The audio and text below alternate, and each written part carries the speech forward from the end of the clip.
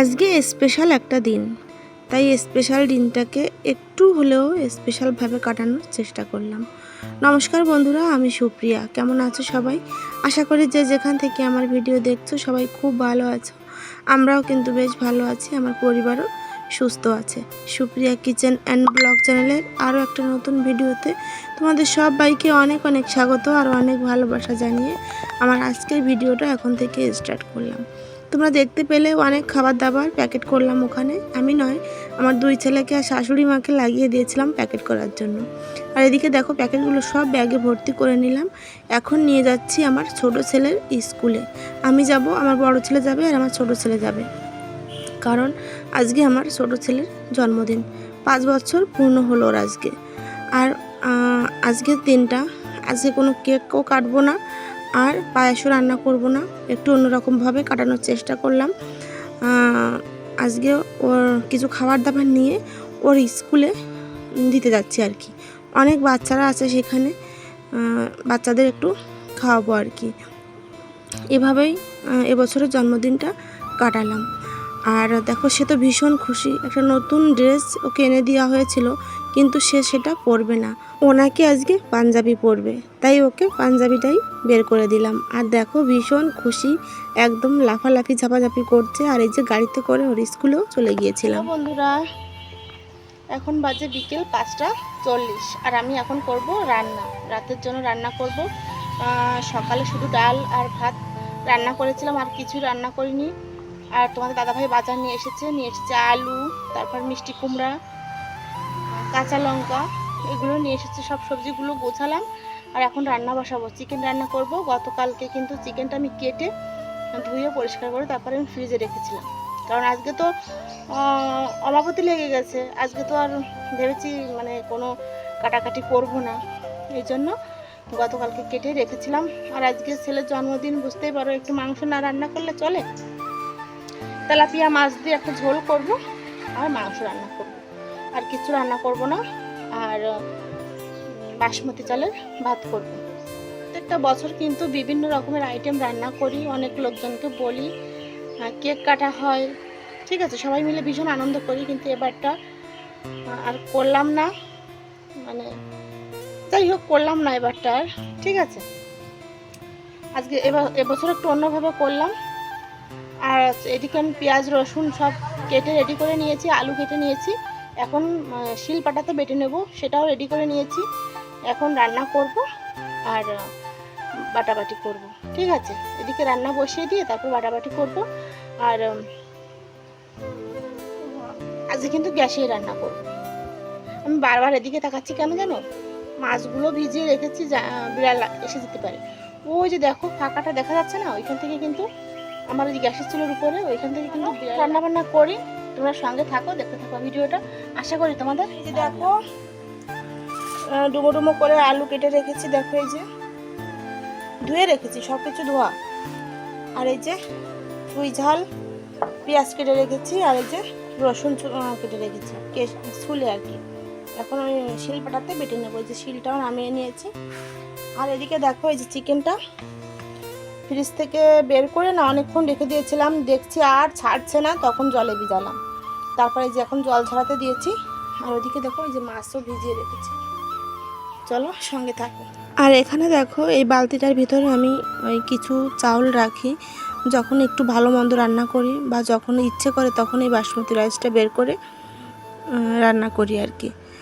আর তোমাদের শেয়ার করিনি আমি স্কুলে গিয়ে কি করলাম, কারণ এখানকার না সবাই কিন্তু ভিডিও করাটা ভালোভাবে নেয় না, এই জন্য আমি লোকজনের সামনে ভিডিও করতে পারি না। যাই হোক, যেখানে যেমন আমাদেরকে কিন্তু সেখানেই সেইভাবে মানিয়ে নিতে হয়। তারপর দেখো এই যে এখানে যেটুকু চাল আমার লাগবে সেটুকু বের করে বালতিটা আমি জায়গা মতো রেখে দিলাম। আর আমি কিন্তু রেগুলার যে চালটা রান্না করি সে চালটা আমি এই ঘরে রাখি না, বড় ঘরেই রাখি, ওখান থেকে বের করে এনে তারপর রান্না করি। চালটা আমি কলপাট থেকে ভালো করে ধুয়ে এনে এখন আমি হাঁড়িতে ভাত বসিয়ে দিচ্ছি। আর আজকে তো তোমাদের বললাম গ্যাসেই রান্না করব। আমার না আজকে শরীরটা একটু খারাপ লাগছিল, তারপরও ইচ্ছে করলো না যে আগুনের কাছে বসে রান্না করি, তাই ভাবলাম একটু বসবো আর একটু রান্না করব, একটু ফ্যানের হাওয়া খাবো, এই জন্যই গ্যাসে বসালাম। আর কাঠে রান্না করলে কিন্তু সেটা হয় না। শরীরটা খারাপ লাগছিল বলতে আমি মানে না পারছি বসতে, না পারছি উঠতে, আমার কোমরে এতটাই ব্যথা।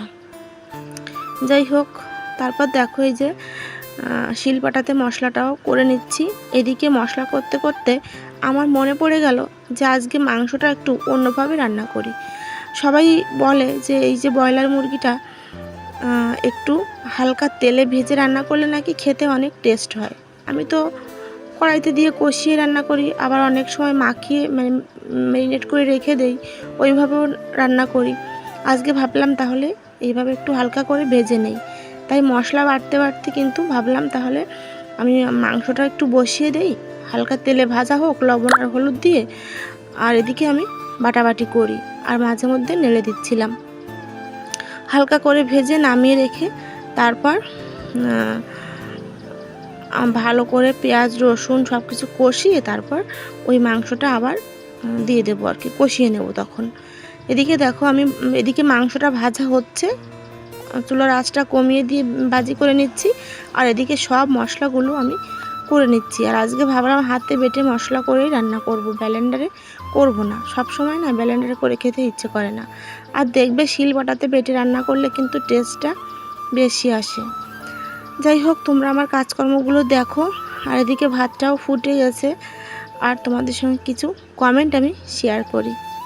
হোম ডায়েরি আপু লিখেছে, দি খুব সুন্দর হয়েছে। আপু আরও একটা কমেন্ট করেছে, দি আমাদের মতো ছোট ইউটিউবারদের একটু টিপস দিও কিভাবে ভিডিও এডিট করব। আচ্ছা আপু, আমি ইনশর্ট অ্যাপস এর মাধ্যমে ভিডিও এডিট করি, আর আমি তো তোমার ভিডিও রোজ দেখি, তোমার এডিটিংটাও কিন্তু খুব সুন্দর হয়, সত্যি বলছি। আপু এভাবেই আমার পাশে থেকো, আমাকে ভালোবাসা দিও যাতে আমি একটু এগিয়ে যেতে পারি। আপু প্রত্যেক দিন আমার ভিডিওতে খুব সুন্দর সুন্দর কমেন্ট করে আমার কমেন্ট বক্স ভরিয়ে দেয়, আমার খুব ভালো লাগে। তারপর লাইজু ব্লগস থেকে আপু লিখেছে, খুব সুন্দর হয়েছে ভিডিওটা আপু, একদম ফ্রেশ শাক গাছ থেকে এনে শাক দিয়ে তেলাপিয়া মাছ রান্না করলে দেখে নিলাম, পুরো ভিডিওটা জুড়ে তোমার সঙ্গেই ছিলাম। থ্যাংক ইউ আপু, অনেক অনেক ভালোবাসা। এইভাবেই আমার সঙ্গে থেকো, আমাকে ভালোবাসা দিও যাতে তোমাদের ভালোবাসায় আমি একটু এগিয়ে যেতে পারি। তারপর রাইসা ব্লগস থেকে আপু লিখেছে, আপু আমি শুরু থেকে শেষ পর্যন্ত দেখলাম, আর তেলাকচু পাতা তোলা তেলাপিয়া মাছ দিয়ে তরকারিটা দারুণ হয়েছে, আমার প্রিয় একটা শাক। আপু আমিও মাঝে মধ্যে এরকম করে রান্না করি, সব মিলিয়ে দারুণ ভিডিও, খুব এনজয় করে দেখলাম। থ্যাংক ইউ আপু, তোমাদের এই কমেন্টগুলো পড়তে না আমার ভীষণ ভালো লাগে, আর কমেন্টগুলো পড়লে আমার ভিডিও করার উৎসাহটা যেন আরও দ্বিগুণ হয়ে যায়। আমি যতই অসুস্থ থাকি, শুধু ওই তোমাদের কমেন্টের লোভে কিন্তু পরের দিন আমি অসুস্থতার মধ্যেও আমি ভিডিও করার চেষ্টা করি, জানো তো। তোমরা এইভাবেই আমার পাশে থেকো, আমাকে ভালোবাসা দিও। তোমাদের যে মূল্যবান সময়টা নষ্ট করে আমার ভিডিওটা দেখো, একটা ছোট্ট কমেন্ট করো, আমার কিন্তু ভীষণ ভালো লাগে, আর তার জন্য অনেক অনেক ধন্যবাদ, অনেক ভালোবাসা তোমাদের। প্রত্যেক দিন ইচ্ছা করে আমি তোমাদের মানে ব্লগের মাধ্যমে তোমাদের নামটা নেই, কিন্তু সবার অনেকেই তো কমেন্ট করে, সবার কিন্তু নামটা নেওয়ার হয়ে ওঠে না ছোট্ট একটা ভিডিওতে। রাইসা ব্লগস থেকে আপু আরও বলেছে, কাঁঠালের বড়া এই প্রথম দেখলাম আপু, আমরা প্রত্যেক বছর এই কাঁঠালের বড়া করে খাই আপু, চালের গুঁড়া দিয়ে করলে আরও বেশি টেস্ট হয়, অবশ্যই একদিন করে দেখো, খেতে অনেক সুন্দর লাগে। তোমাদের সঙ্গে কথা বলতে বলতে দেখো আমার রান্নাটাও প্রায় কিন্তু, রান্নাটা নয় মাংস কষানোটা প্রায় কমপ্লিট। এদিকে আমার ছোট ছেলে মানে এত সুন্দর মানে স্মাইলটা বেরিয়েছে, আমার ছোট ছেলে এসে বলছে, মা আমাকে একটু কষা মাংস তুলে দাও।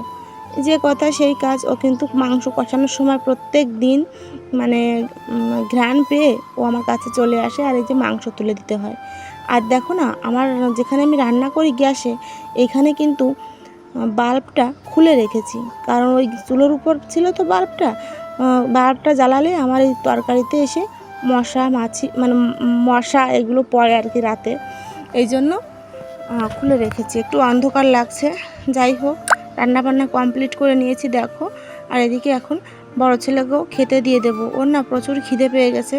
আজকে সকালে ডাল রান্না করেছিলাম, তারপর ভাত মানে গতকালকের বাসি ভাত ভাজা করেছিলাম, সকালে ডিম দিয়ে পেঁয়াজ দিয়ে, ও সেটাই খেয়েছিল আর সারাদিনে কিছুই খায়নি। এই জন্য ওকেও খেতে দিয়ে দিলাম। এই যে মাছের ঝোলটা কেমন হয়েছে অবশ্যই কমেন্টে জানিও, আর ভিডিওটা কেমন লাগলো সেটা কিন্তু অবশ্যই কমেন্টে জানিও।